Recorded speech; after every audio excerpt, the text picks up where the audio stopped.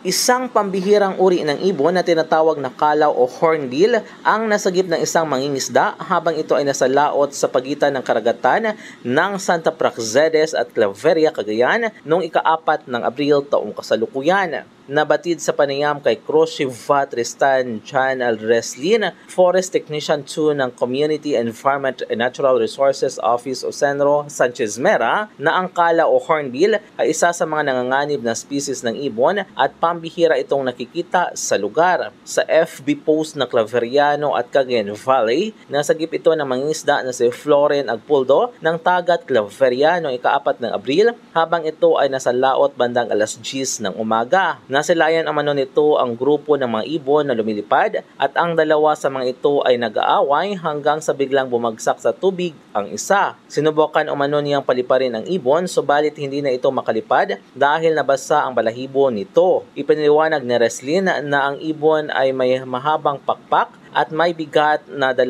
kilo. Agad namang dinala ng nasabing mangingisda ang ibong kalaw sa tanggapan ng Senro kasama si punong barangay Marte Agpuldo at pagkatapos suriin ng Senro Sanchez Mera ay agad naman itong pinakawalan sa ligtas na lugar nang makitang mabuti na ang kalagayan ng ibon. Sa ngayon, patuloy pa ring nagsasagawa ang Senro Sanchez Mera ng lawin at foot patrol kasabay ng information education campaign sa mga residente roon upang huwag gawing pet ang anumang makikitang wildlife sa kanilang lugar dahil may batas na nagbabawal dito na nakasaad sa Wildlife Act o RA 9147 at may mga kaakibat na parusa sa mga lalabag dito. Mula dito sa Cagayan, Jude de la Cruz para sa Radyo Alternatibo, Balita Nationwide.